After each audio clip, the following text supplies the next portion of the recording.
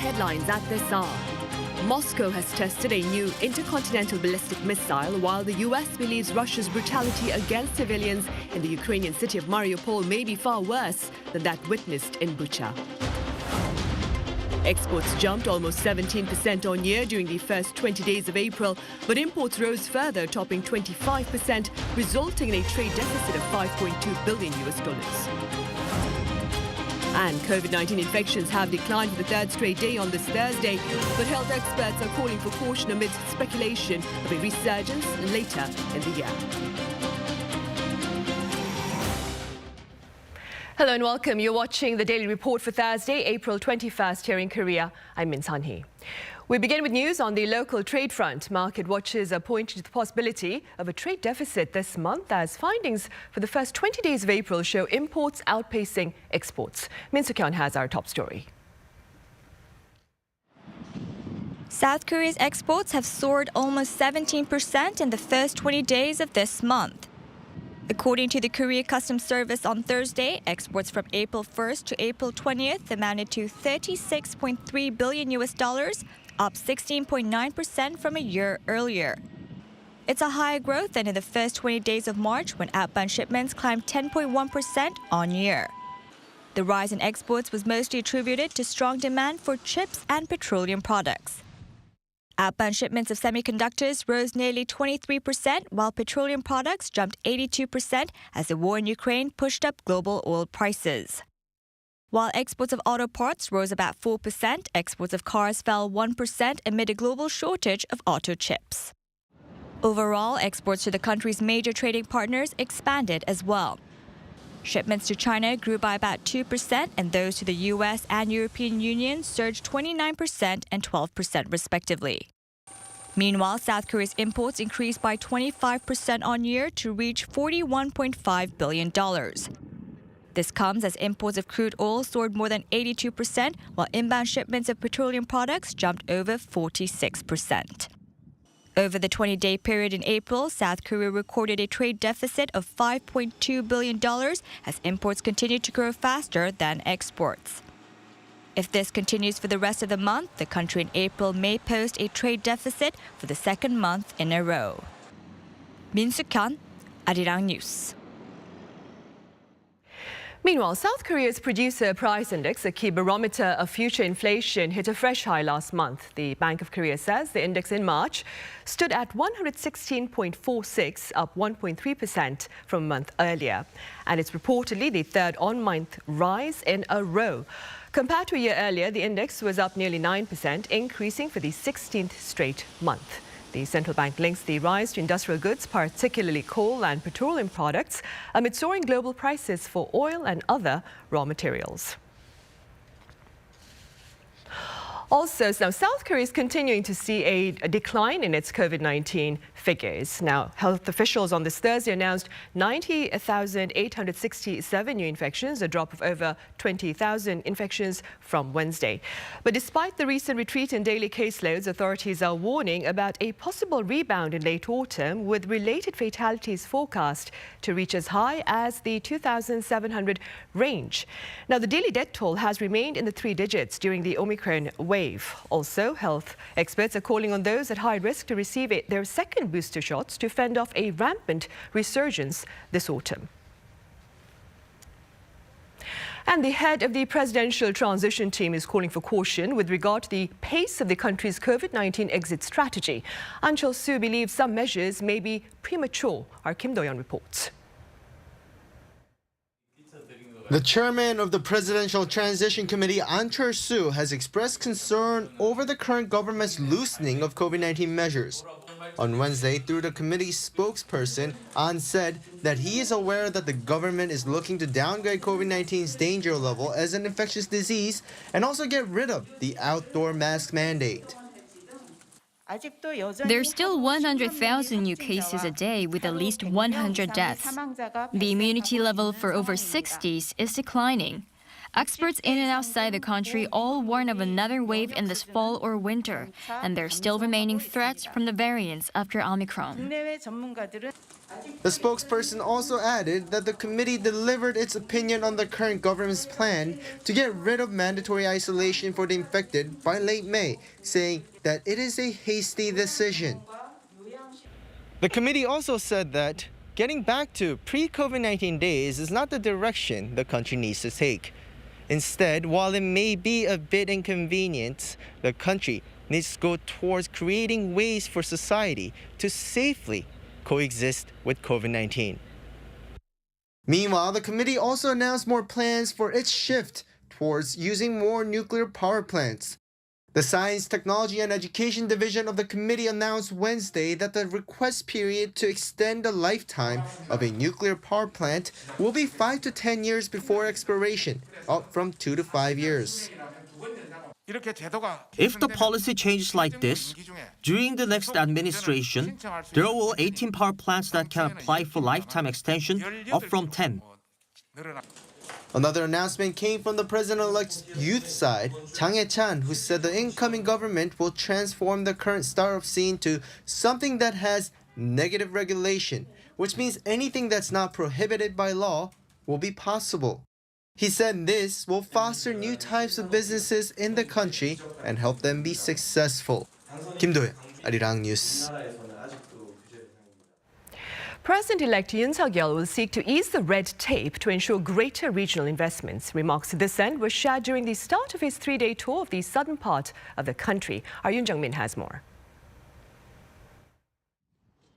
Visiting the National Pension Service on Wednesday in Cheonju, Jeollabuk-do Province, President-elect Yoon Suk-yeol said his policies will focus on lifting as many regulations as possible to secure more investment. He also said that when companies prosper, there is a positive impact on their employees too. 누구든지 우리 국민이든 우리 기업이든 외국인이든 해외 기업이든 간에 우리나라에서 마음껏 돈 벌 수 있게 해준다. 그리고 저희는 세금만 받으면 되는 겁니다.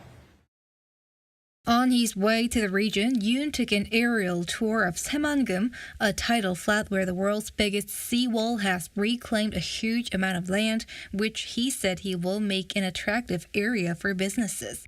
He stressed the need to deregulate in the region, mentioning China's strategy of attracting foreign companies.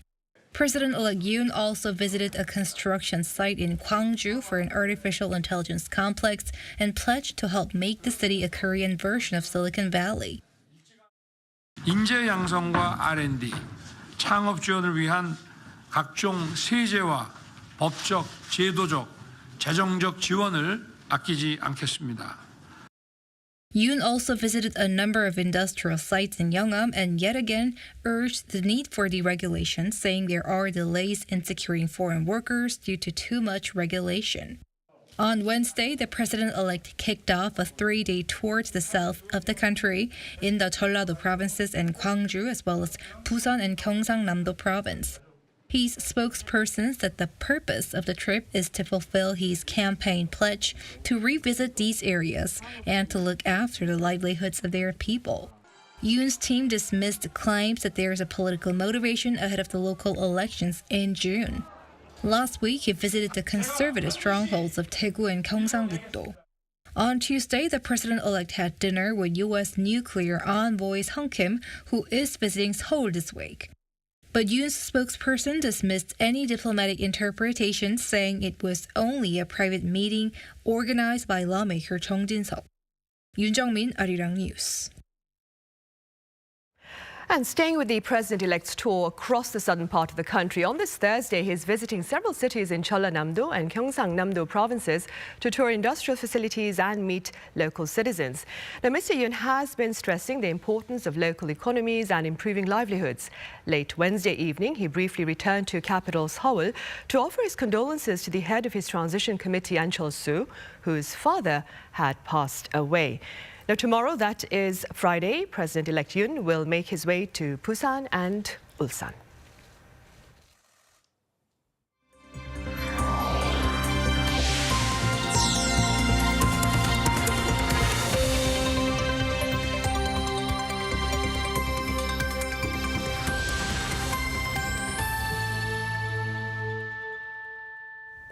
On the international front, there's been an unsettling forecast about possible acts of atrocities in the Ukrainian city of Mariupol. Now, Washington's top diplomat believes the brutality there may be far worse than that witnessed in Bucha. Our Kim Hyo-sun has more. America's top diplomat has warned that he believes atrocities in Ukraine's port city of Mariupol will turn out to be, quote, far worse than in Bucha, where scores of civilians were found to have been tortured and killed following the withdrawal of Russian troops. What the world witnessed just a couple of weeks ago, when the receding Russian tide from Bucha revealed what was left in its wake in terms of death, destruction, atrocities, we can only anticipate that this tide also at some point recedes from Mariupol. We're going to see far worse, if that's possible to imagine. U.S. Secretary of State Antony Blinken also stressed that Washington is assisting by providing evaluation and assessments of the situation to the Ukrainian government. As fighting continues, the UN chief has requested a separate meeting with the presidents of Ukraine and Russia. The Secretary General said at this time of great peril and consequence, he would like to discuss urgent steps to bring about peace in Ukraine and the future of multilateralism based on the Charter of the UN and international law. Against his backdrop, the Kremlin says it's waiting for an answer from Ukraine after it submitted a draft document on negotiations. This comes amid increasing skepticism over whether Moscow is negotiating in good faith after the U.S. and U.K. insisted that Russian forces were repositioning instead of scaling back from Ukraine. In related news, the U.S. has imposed fresh sanctions on dozens of Russian individuals and entities. The new round of sanctions announced Wednesday targets a Russian commercial bank and a virtual currency mining company. Washington has also decided to impose visa restrictions on 635 Russian nationals who have been involved in activities that threaten the territorial integrity of Ukraine and have been involved in human rights abuses in the Donbas region of Ukraine. Kim Hyo-sun, Arirang News. Russia claims to have successfully tested its new Sarmat intercontinental ballistic missile, which is reportedly capable of delivering warheads 2,000 times more powerful than the atomic bombs dropped on Hiroshima and Nagasaki in 1945. Now, following Wednesday's testing, Russian President Vladimir Putin asserted that the long-awaited addition to the country's nuclear arsenal would make Moscow's enemies, quote, think twice about any aggression. Pundits believe this testing comes at a symbolic time, that is 8 weeks into the war in Ukraine and fewer than 3 weeks before Russia's annual Victory Day celebrations, which are marked by a parade that includes its latest weapons. Meanwhile, North Korea may stage a military parade to mark its military's founding anniversary, which is next Monday. Now, the assumption is based on the latest satellite photos. Our Han Sung-woo has details. North Korea, ahead of Monday's 90th anniversary of the founding of its People's Revolutionary Army, appears to be preparing for a large-scale military parade. Radio Free Asia reports that more than 12,000 troops gathered on Sunday at the parade training grounds at Mirim Airfield in eastern Pyongyang, citing satellite imagery provided by U.S.-based Planet Labs. The pictures showed the troops marching in formation along with scores of vehicles. The day after, 22 fighter jets and 11 helicopters were seen lined up near one of Sunan International Airport's main runways, likely to be flown over Pyongyang as part of the parade.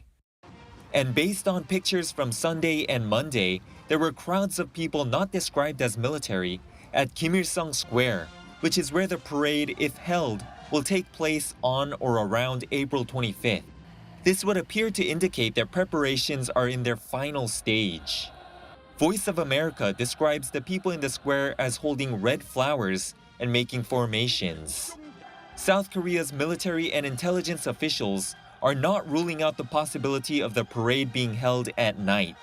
One informed source said Monday that North Korea could mobilize as many as 20,000 troops and a range of military equipment, including armored vehicles and transporter erector launchers used to fire missiles.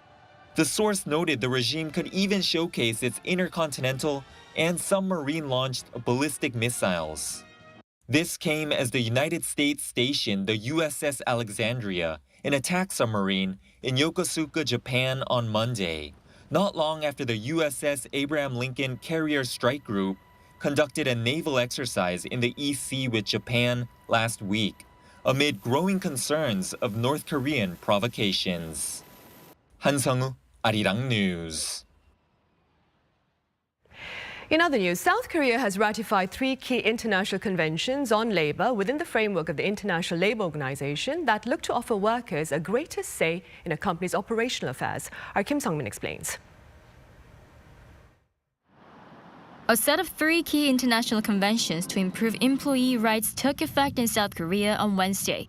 According to the Labor Ministry, the 3 conventions from the International Labour Organization, or ILO, are number 29 on forced labor, number 87 on the freedom of association and protection of the right to organize, and number 98 on the right to organize and collective bargaining. They can now be applied equally as domestic laws. One ramification is that labor unions are now allowed to go on strike for broader issues such as corporate restructuring and labor law revision. Previously, going on strike for such issues was illegal, and they were only allowed to take collective action against issues regarding labor conditions. This means the new conventions will give more room for labor unions to interfere with company management as well as human resource affairs. The implementation comes 14 months after South Korean Parliament ratified the conventions. Pundits say there won't be a huge change after the implementation, as South Korea had already amended most of the related labor laws in line with the conventions last year. But some do point out that the revised laws still don't fully meet the international labor standard, which could possibly cause confusion. For example, the revised laws still prohibit the creation of labor unions of self-employed people, as the government legally defines them as non-workers. The ILO Convention on the Freedom of Association, on the other hand, gives the right to establish labor unions to all workers. In response to this, labor activists on Tuesday called for further revision to the labor laws to make sure South Korean laws are more in line with the international conventions. On the other hand, the Korea Enterprises Federation has expressed concern that the conventions could lead to more labor management disputes, in turn negatively affecting Korean companies. Kim Sung-min, Arirang News. Relevant researchers have calculated the possible economic gains of BTS concerts here in the country in the absence of pandemic protocols based on their previous shows here and abroad. Our Song Yoo-jin shares their calculations. Earlier this month, K-pop sensations BTS held 4 concerts in Las Vegas. Despite the pandemic, over 200,000 fans attended the concerts in person. According to industry officials, ticket sales alone brought in $32 million of revenue. Once accommodation and other goods and services purchased by fans staying in Las Vegas are included, the overall economic impact of the BTS concert is estimated to be around $162 million. But what if the concerts were held in South Korea now that travel restrictions and social distancing measures are being eased? According to researchers at the Korea Culture and Tourism Institute on Wednesday, if BTS were to hold a concert of around 65,000 fans in Korea, with 1 million watching the show online, the total spending could be as high as $600 million. And its economic impact would be even higher, at as much as $990 million. These numbers are based on the economic impact of past BTS concerts held in Los Angeles and in Seoul, factoring in the effects of the removal of COVID-19 restrictions. In 2019, when BTS held a concert in Seoul before the pandemic, hotels nearby were filled with fans. And to attend the Los Angeles concert, over 70% of audience visited Los Angeles from outside the city. Researchers at the institute say that K-pop concerts can have a significant effect on the domestic economy. They said that it is therefore important to facilitate growth in culture and travel industries through K-pop. 송유진, Arirang News. April 20th, Wednesday, was Disabled Persons Day here in South Korea, a day that seeks to shed light on the hardships faced by those who are differently abled in our society. Accordingly, our Shin Yoon took to the streets of Seoul, that is, to experience firsthand the challenges in their commuting. To take a look. South Korea's public transport is well known for being quick and convenient, but it isn't quite as convenient for the 1 out of 20 Koreans who are disabled. I'm using a wheelchair myself to go to a nearby subway station that's roughly 600 meters away from where I am right now. Now, it's my first time on one of these, so let's see how it goes.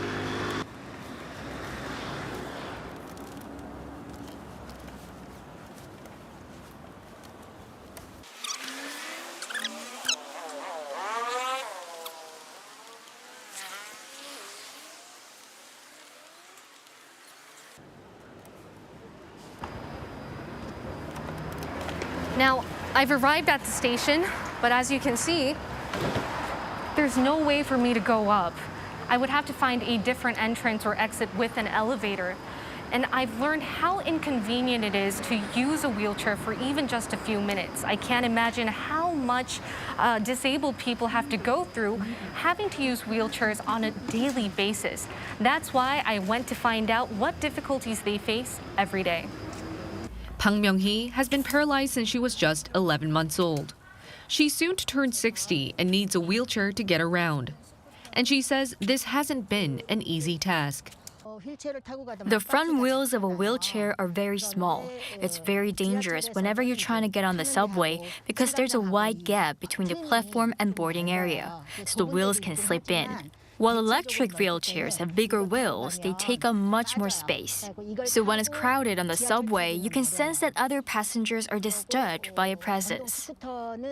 To put a spotlight on the issues facing people with disabilities, South Korea sets aside April 20th every year as the country's Disabled Persons Day and holds many nationwide events. To mark the day, the Seoul metropolitan government has decided to operate buses and taxis specialized for the disabled, free of charge. The country has also launched many rehabilitation centers to help the disabled keep fit and learn vocational skills. Seoul Community Rehabilitation Center was one of the first built in the country. We provide customized rehabilitation and educational programs for the disabled and closely interact with the local community. Our centre poses an exemplary one-step model for other countries like Japan and Vietnam to use as a blueprint. In just 40 years, South Korea has launched some 250 centers for the disabled, helping them live their lives and raising awareness of issues that they face. Shin Yoon, Arirang News. Meanwhile, it's that time of the year yet again when Changdokung Palace here in capital Seoul opens its moonlit stroll of the palace grounds to visitors. Now, prior to its official opening on this Thursday, our issue was given a special tour. Changdokung Palace, located in Seoul's Jongno-gu district, is the most well-preserved of all the royal palaces from the Joseon dynasty. And the palace has once again opened its doors for its nighttime tour, which has run in the spring and fall for the past 13 years. We hope the visitors can feel as if they are the protagonists of the tour, like a king taking a stroll through the palace's rear garden alone at night. The 100-minute guided tour starts off at Donhamun, the main gate of the palace that only kings or high officials were allowed to enter through. Then the tour goes around the palace's halls, pavilions, and gardens. This year, for the first time ever, guests can enter Hyejeongdang, which has been reconstructed over the past 2 years. The hall is lit up with modern lights and elaborate chandeliers.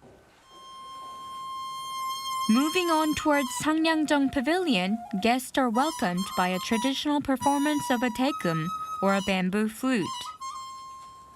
After that, they reach the Huwon Rear Garden, also known as a secret garden. It is known for being cleverly adapted to the uneven landscape at the foot of a mountain. The buildings and pavilions of Changdokung Palace blend harmoniously with the surrounding landscape, following the contours of the land.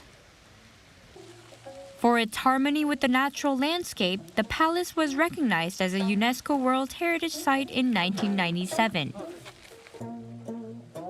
At the garden, visitors can enjoy a performance of a Korean traditional string instrument or komungo.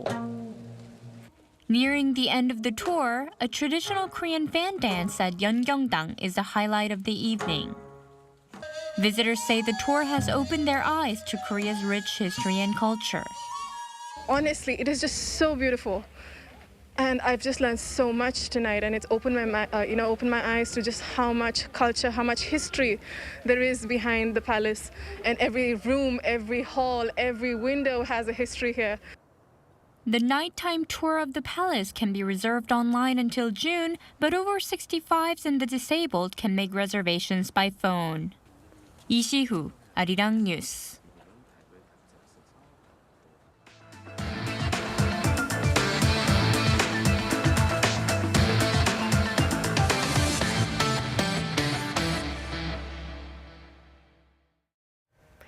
This week has been designated as Trauma Treatment Week here in South Korea amid efforts to raise awareness about post-traumatic stress disorder and efforts to treat it, of course. Now, for more on the condition itself, I have Professor Choi Ki-hong from Korea University. Welcome back, Professor Choi. Hello, thank you for having me. Right, also joining the session virtually is Dr. Sarah Metz, the chief psychologist, that is, at the Zuckerberg San Francisco General Hospital. It's a pleasure to have you with us, Dr. Metz. Hi, thanks for having me. Right, we'll start here in the studio then. Professor Choi, let's begin with some general information. Quite a number of people here in the country appear to bear the burden of mental problems, that is, quietly. Some link this reality to the stigma associated with mental health conditions, while others point to the lack of treatment facilities. How do you explain this silent suffering? Yes, as you said, about 80% of people in Korea actually experience quite severe levels of psychological distress, do not seek for professional help. So even though the awareness is increasing, but the number one barrier to the access to the effective psychological treatment or psychiatric services is the stigma on mental health and psychiatric services. Maybe people believe that they are weak or not strong enough if they cannot overcome by themselves with professional help. And sometimes some people have greater concern about their medical chart information, especially psychiatric information, being released to the unauthorized third party, even though it is not true.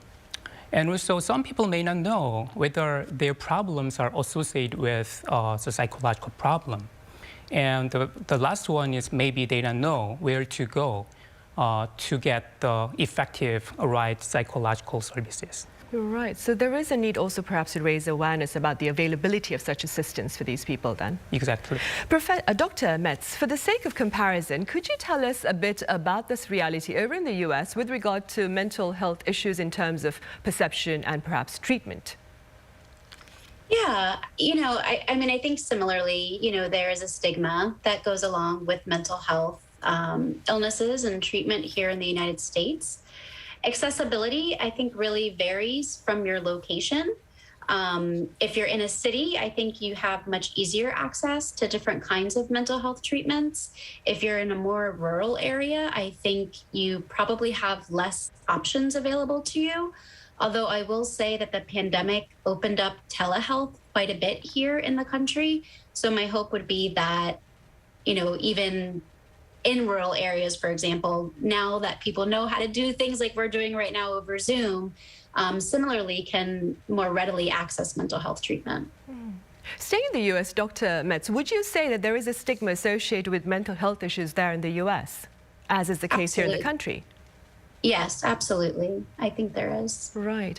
Professor Chip, as Dr. Metz has also mentioned, one other silver lining amid this prolonged pandemic perhaps is the fresh interest shed light on, that is, and the psychological stress and the need to address it professionally. Now, I understand that psychological stress or mental stress can be divided into three types. You have the routine stress, and then you have the sudden negative stress and the traumatic stress. Under what category does this stress caused by COVID-19 fall, and what are some of the symptoms? Yeah, the COVID-19 actually attacks the every vulnerability of each individual, ranging from children, adolescents, and the elderly. So some people experience significant loss of their significant relationship and family members. Some people experience urgent financial crisis. Those are actually traumatic stressors. And some people might experience some guilty feelings about being affected, especially at the beginning of the pandemic and spreading the virus to the other person. Some people struggle with the long-lasting sequelae of the COVID-19 symptom. So I would say that the COVID-19 affects every category of the stress. I see. And Professor Che, having said that, what do you recommend as part of efforts to better treat the so-called COVID blues? Yeah. So to consider the solution to that, we need to understand the nature of COVID-19. The COVID-19 not only impose the threat to the physical health issues, but also prohibit the personal resilience and the role of protective factors for depression and anxiety. So most effective measure in treatment for flattening COVID-19 is the quarantine policy, actually limiting our daily routines and our lives. So my suggestion to address the initial responses to COVID-19 is to monitor their own daily activities and checking out how many value-driven behaviors they are doing in their life, and then dividing that into the micro levels, and then do whatever they can do.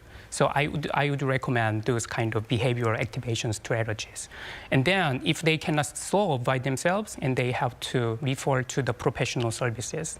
Right. And Dr. Metz, with regard to traumatic stress, now health experts have claimed that traumatic stress is a normal reaction to a very abnormal event. And that being said, what can you share with us about the prevalence of this stress over in the US? Well, according to the National Institute for Mental Health, for lifetime prevalence, out of 100, about every 7 or 8 people will experience post-traumatic stress at some point in their life.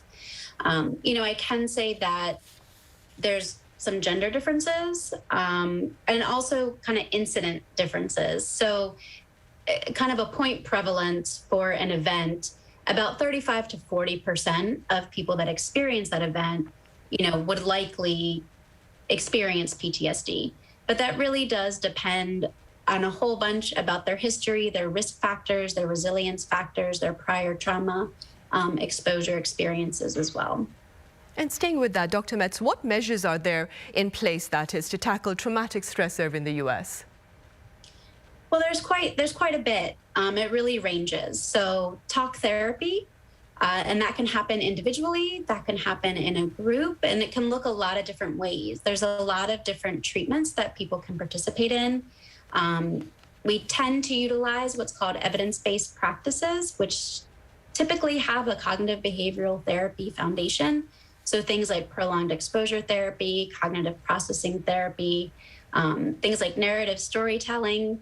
But then there's also things like trauma-informed yoga, medication support, spiritual practices, dance, art therapy. There's really a whole host of support services that people can participate in. And I think another component that I think sometimes can get ignored when you're working with folks that have been impacted by trauma is not necessarily just treating the symptoms, but also the impact on their daily life. So things like them not being able to maybe go back to work, their relationships being impacted, loss of home, loss of food, access. So I think helping people to access all of those needs and get support for healing all of the areas of their life that were impacted by trauma is equally as important. Right, of course.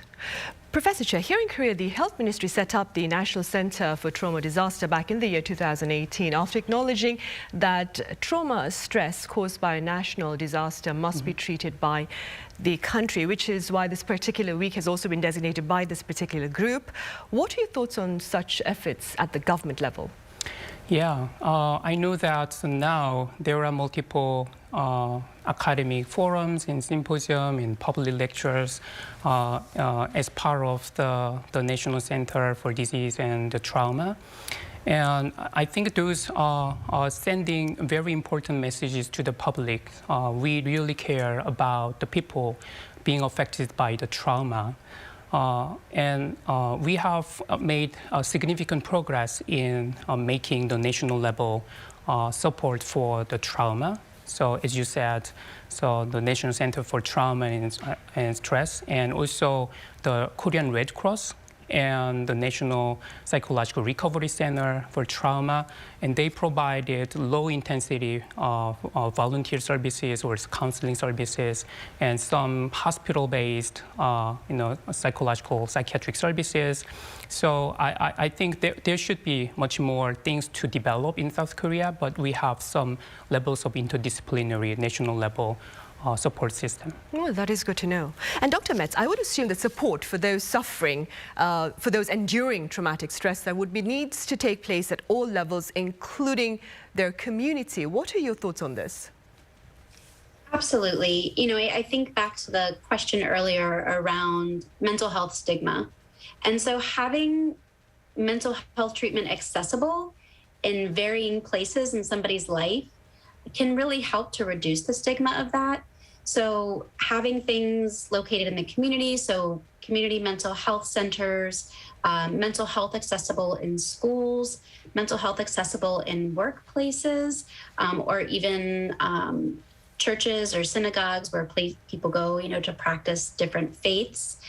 So absolutely, I think the more accessible mental health treatment can be, reducing barriers to accessing that care, and sometimes even just distance from home can be a barrier. So I think having more options for mental health treatment in local communities is very important. Right, and staying with such support, Professor Che, survivors of national tragedies here in the country have spoken about the need for platforms of dialogue, claiming that compassion and communication among people who've suffered similar plights can actually serve to help them overcome traumatic stress. What are your thoughts on this? I think that's very important. Peer support and peer communications have distinctive benefits compared to the professional services.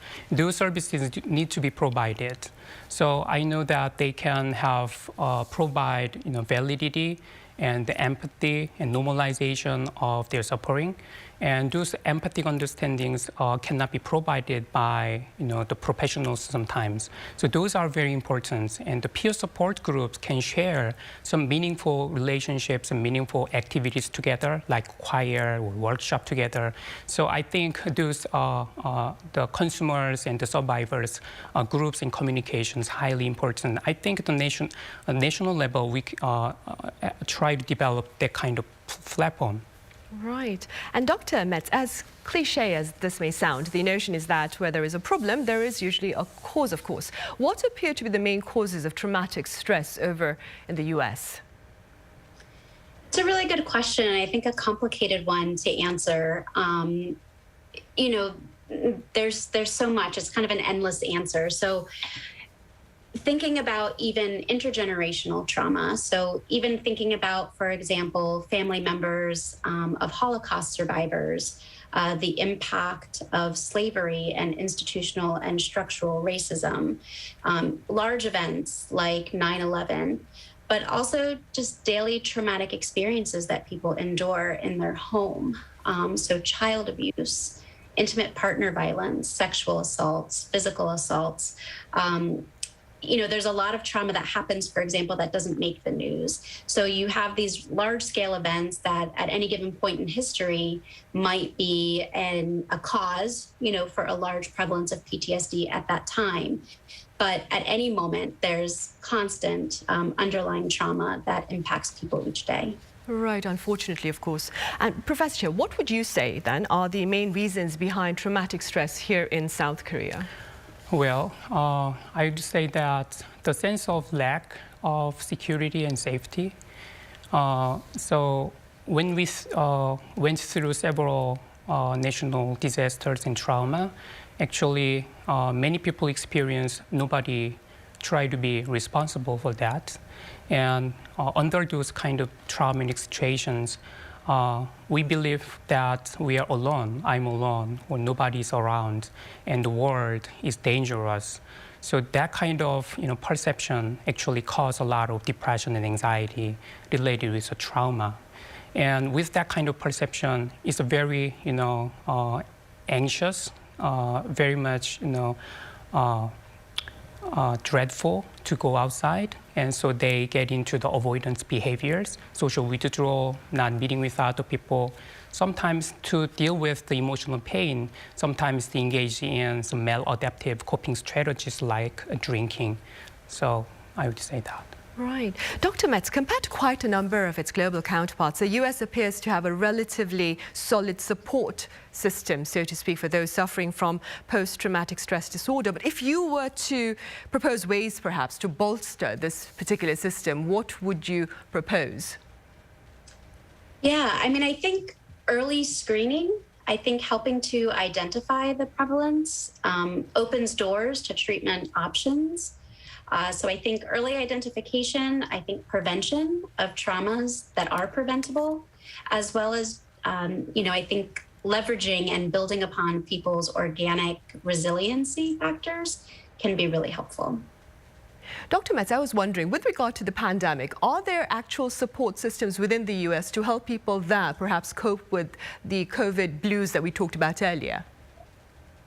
Yeah, I think when COVID first, happened and our country shut down, similar to across the world, one thing that I saw happen a lot was mental health providers offering their services to frontline workers, recognizing the impact that frontline workers were having, serving the community during this time.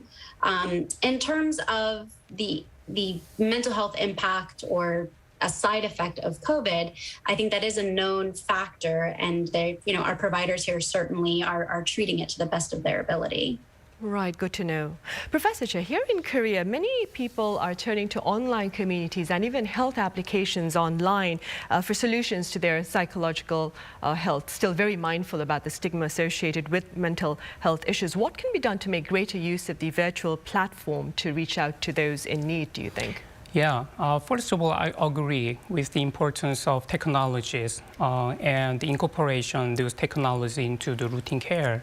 So the telehealth services and mental health applications are of great interest, not only to the public, but also researchers and clinicians. So I know that several mental health applications and chatbots are successfully applied to the urgent and initial care for people being affected by the trauma. And also through using those kind of applications and chatbot services, we can actually provide effective screening tools and sometimes very important information to cope with the trauma. So those are very important. However, very few applications actually approved by the Ministry of Food and Security, Drug Security in South Korea. So we need to invest a lot of time and money to facilitate the research and development, and also some of the policies for strengthening the security of individual information, personal information. And those are very much important topic. Also, we need to develop some ethics policy, ethics for that, how to utilize those kind of information for the health, promoting the mental health. And lastly, we need to develop some mental health policy, revise the mental health policy for reimbursing those kind of services by the national insurance or other social support funding. Right. Well, hopefully they will be put into practice then. Professor Che, as always, thank you very much for your insights today. My pleasure. And Dr. Metz over in San Francisco, thank you for your thoughts and your time. Thank you.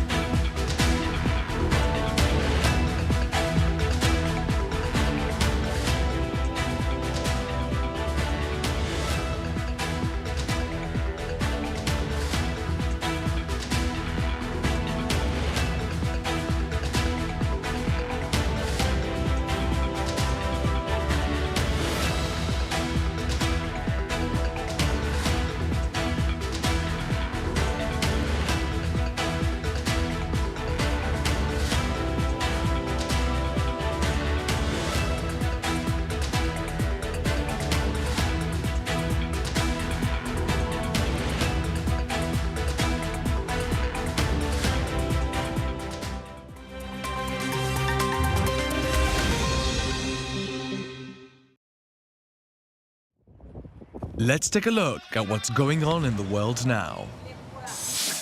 In the US, a wildfire has forced thousands of residents in Arizona to flee their homes.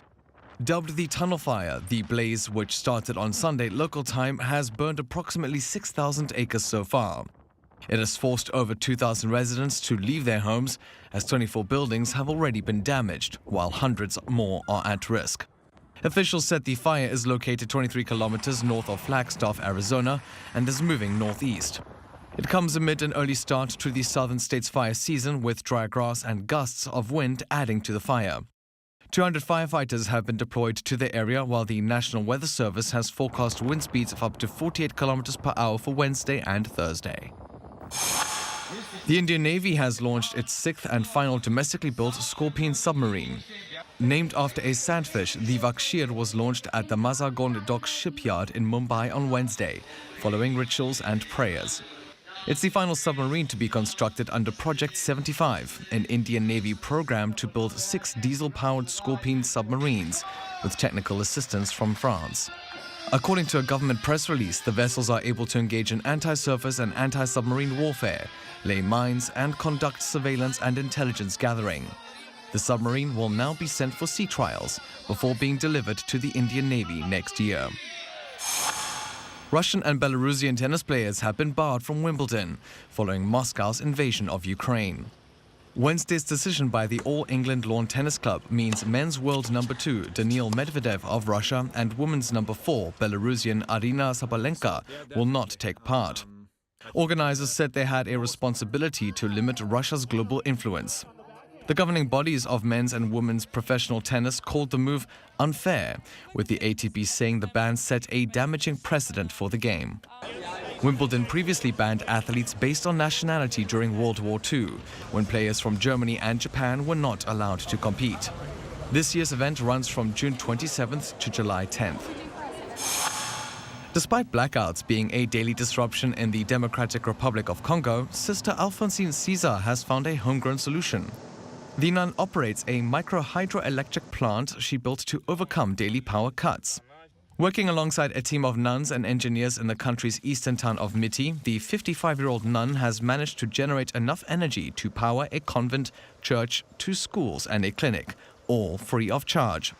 Residents have said that without the plant, the area would have no power at all for several hours every few days. Blackouts are a daily occurrence in the Democratic Republic of Congo, which uses a rundown hydroelectric power system to provide energy to its 90 million citizens. Matthew Ashley, Arirang News.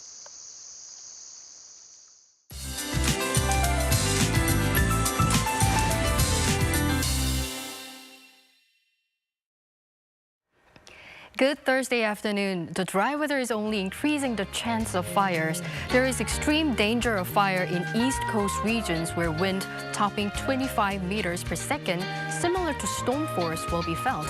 We all know what happened in coastal Gangwon-do province a few months ago. We can't afford to let it happen again, so please be extra careful not to cause a fire.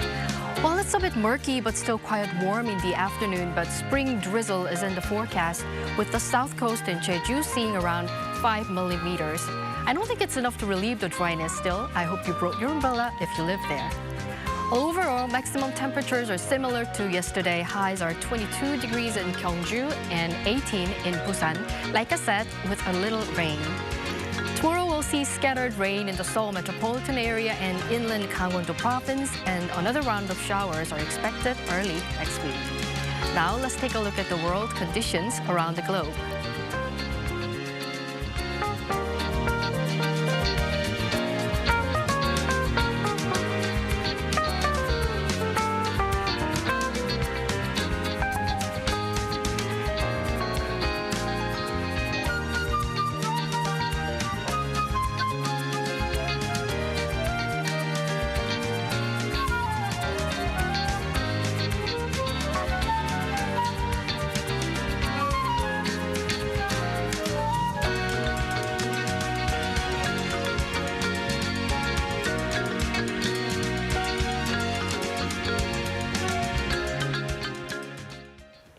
That brings us to the end of this edition of the Daily Report. We'll be back tomorrow with more coverage. Join us then.